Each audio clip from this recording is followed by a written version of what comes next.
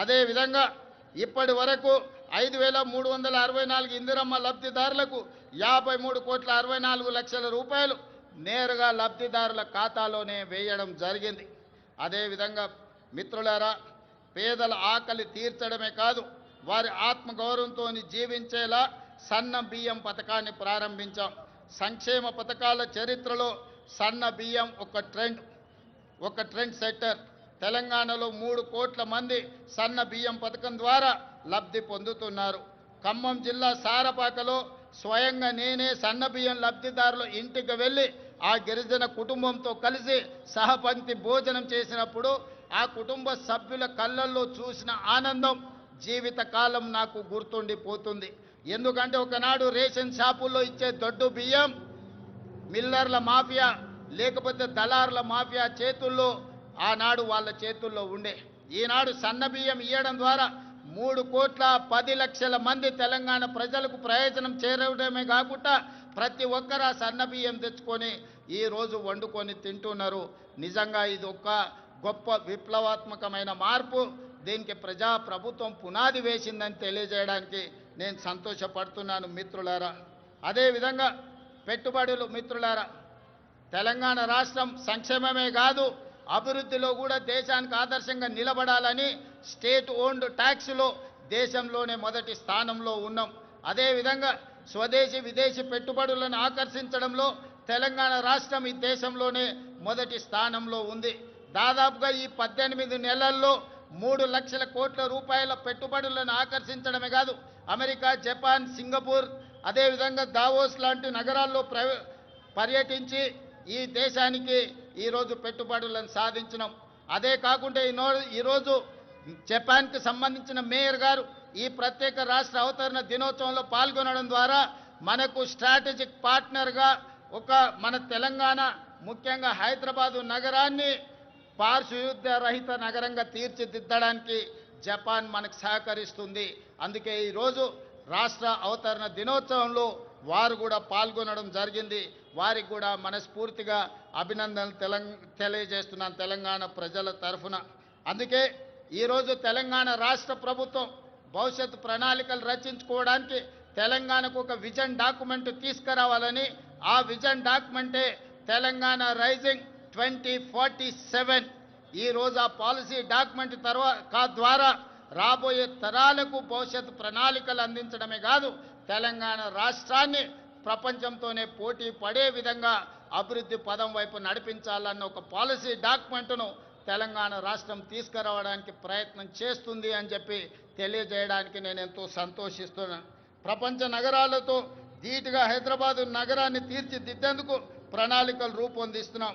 మూసీ నదికి పూర్వ వైభవం తెచ్చేందుకు మూసీ పునరుజ్జీవన ప్రాజెక్టును మనం చేపడుతున్నాం.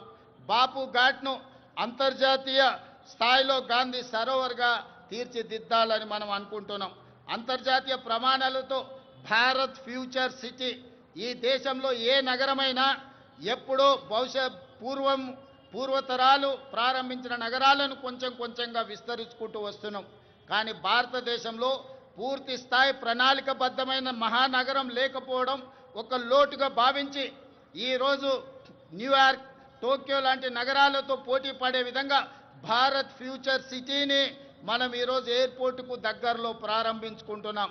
30,000 ఎకరాలలో ప్రపంచ స్థాయి ప్రమాణాలతో ఈరోజు నూతన నగరాన్ని నిర్మించుకోవడానికి మనం ప్రణాళికలు రచించుకున్నాం, ముందుకు వెళ్తున్నామని తెలియజేయడానికి ఈరోజు సంతోషపడుతున్నాను.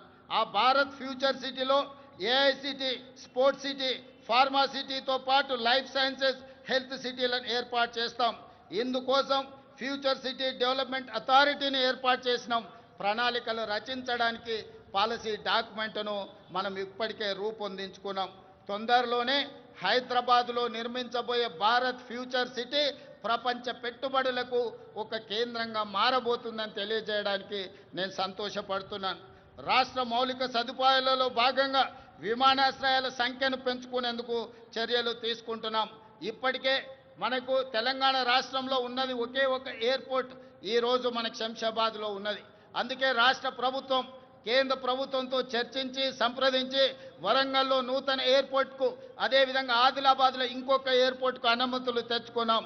తొందరలోనే వరంగల్ నగరంలో ఆదిలాబాద్ పట్టణ ప్రాంతంలో నూతన ఎయిర్పోర్ట్లు ఏర్పాటు చేసుకోబోతున్నామని చెప్పి మీకందరికీ తెలియజేయడానికి నేను ఎంతో సంతోషిస్తున్నాను.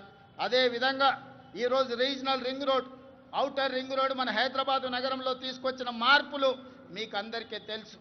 ఈరోజు ఐటీ కానీ ఫార్మా కానీ హైదరాబాద్ నగర అభివృద్ధికి ఔటర్ రింగ్ రోడ్ మనకి ఎంత సహాయం అందించిందో మీకు తెలుసు. 160 కిలోమీటర్ల ఔటర్ రింగ్ రోడ్ ఇంత అభివృద్ధి చేస్తే ఈనాడు రీజనల్ రింగ్ రోడ్డును ప్లాన్ చేస్తున్నాం. ట్రిపుల్ ఆర్ని 360 కిలోమీటర్ల పొడవున హైదరాబాద్ తెలంగాణ నగరాన్ని చుట్టుముట్టే విధంగా ఈరోజు రీజనల్ రింగ్ రోడ్డును మనము నిర్మించుకోబోతున్నామని తెలియజేయడానికి నేను సంతోషపడుతున్నాను.